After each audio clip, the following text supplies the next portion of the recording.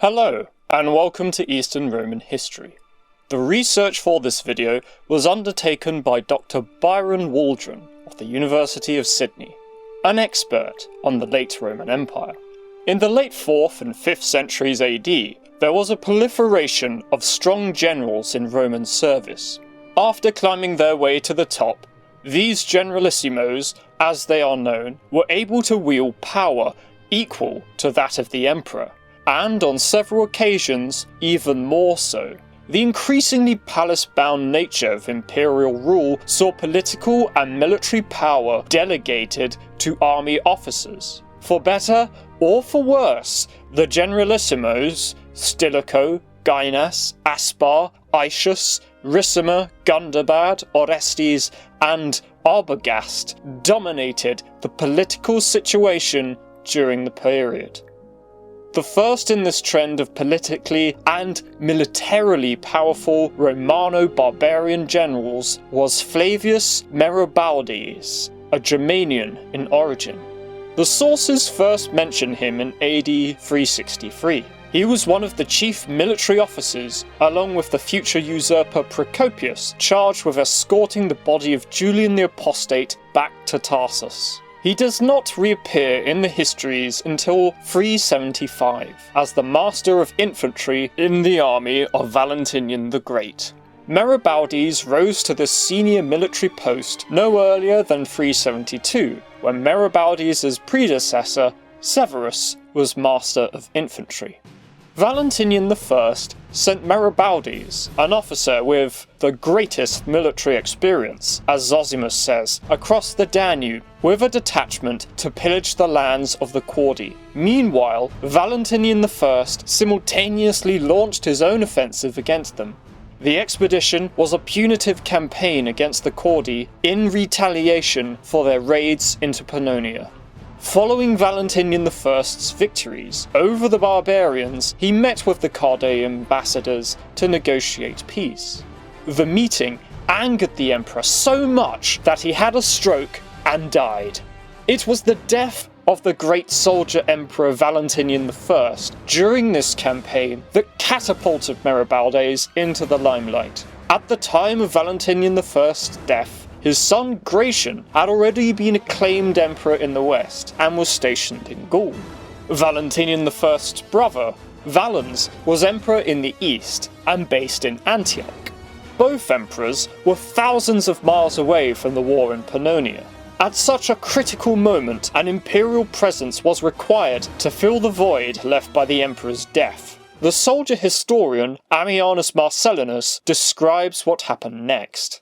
Ammianus Marcellinus, Res Gestae, Book 30, Chapter 10, Part 2-6. When the affairs were in this critical state, and all were equally in dread, and likely to share in whatever dangers that might arise, as if in the same boat, it was agreed in accordance with the advice of the highest officers, after having torn down the bridge which they had previously built under necessity when invading the enemy's territory, that Merobaudes at once should be summoned by order of Valentinian when he was still alive. He, being a sharp-witted man, either guessing what had happened, or perhaps having learned it from the messenger who summoned him, and suspecting that the Gallic troops, the army in Pannonia, would violate the terms of peace, pretended that a letter had been sent to him to return with the messenger. And Sebastianus, the Count of Military Affairs and his subordinate, who was still unaware of the emperor's death, he sent to a more distant post, which had been secretly ordered. For although Sebastianus was a quiet and peace-loving man, he stood in high favour with the troops, and hence he was particularly to be feared at the time.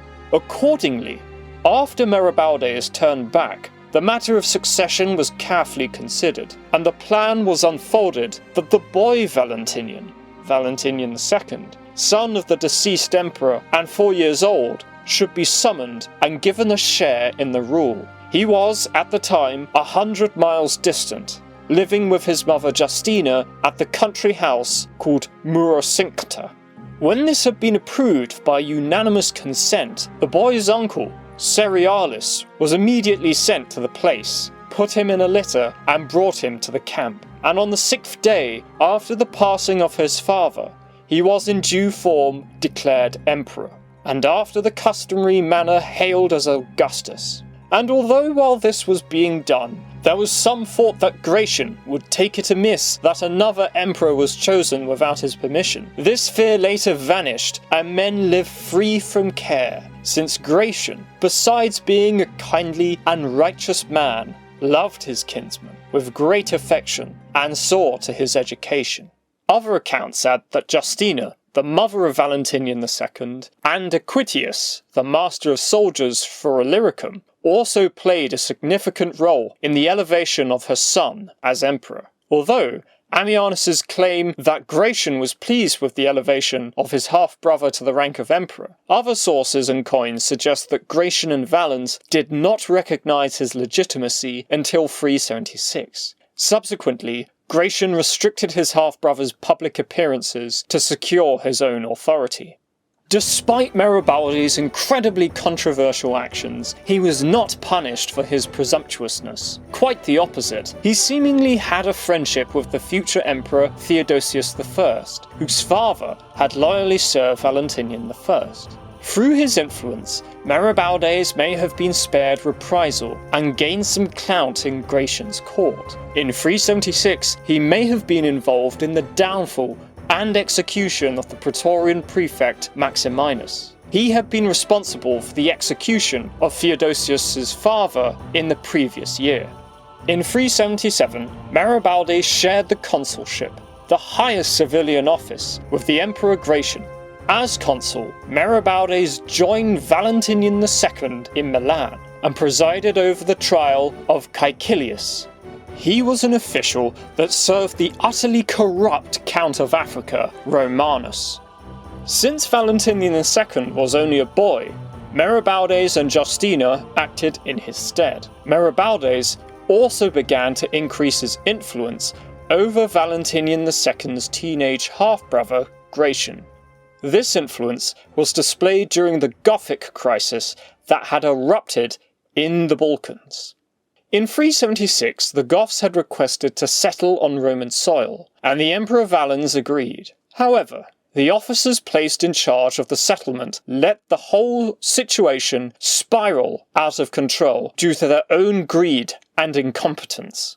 In 377, the Goths revolted and defeated local Roman forces. Gratian sent the army of Pannonia to aid Valens. He also decided to send a significant portion of the army of Gaul to reinforce the Balkans due to the severity of the situation. However, Merobaudes strongly objected to denuding the Rhine of so many soldiers. He covertly induced over half of these Gallic troops to mutiny and refused to travel east. Merobaudes' boldness was in the pursuit of strategic caution.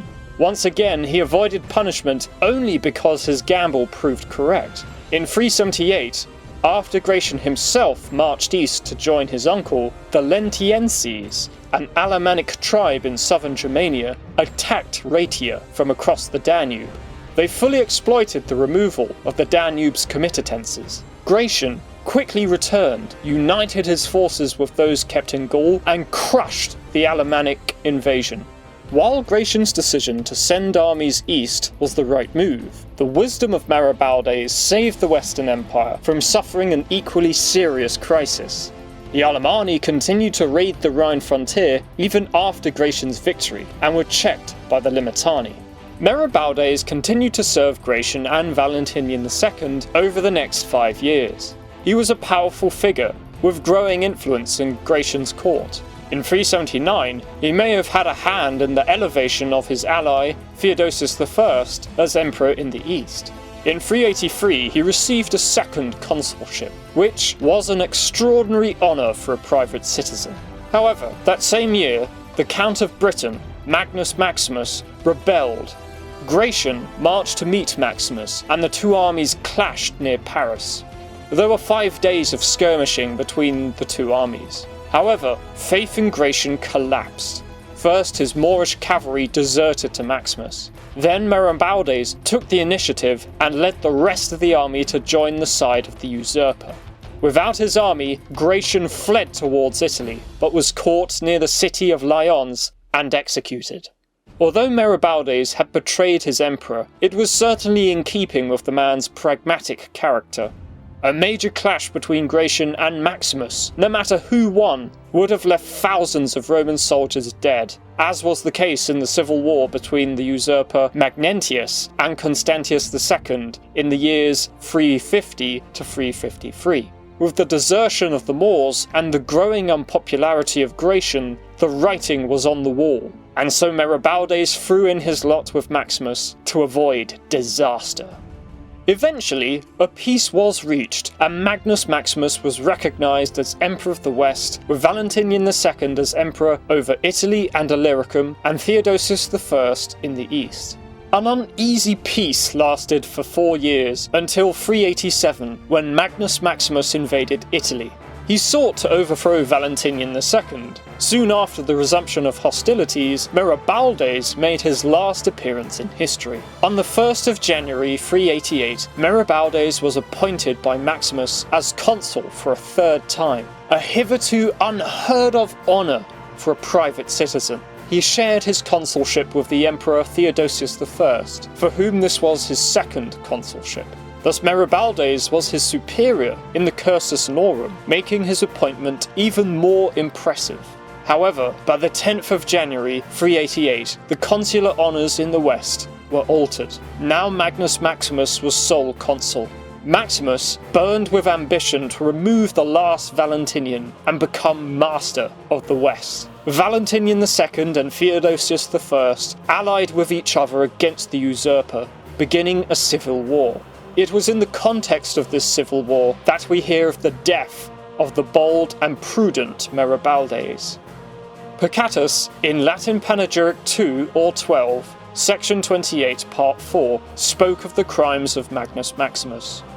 But if he should seem to anyone to have been less cruel in that respect in comparison with the rest of his crimes, let that man recall your death, Valio, celebrator of a triumph, and yours, Merobaudes, wearer of the consular robe. The one, Merobaudes, after holding the highest magistracies and wearing consular purples, and uniting within the household a kind of senate of honours, was obliged to take his own life.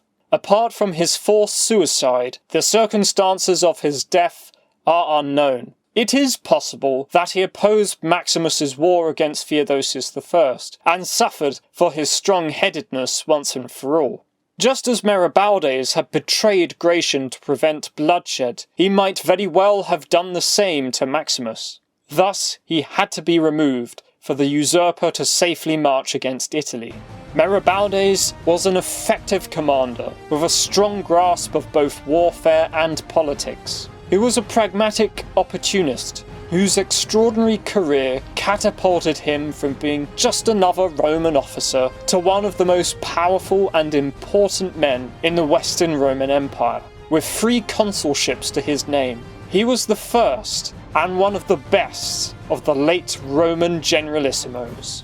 And this has been Eastern Roman history.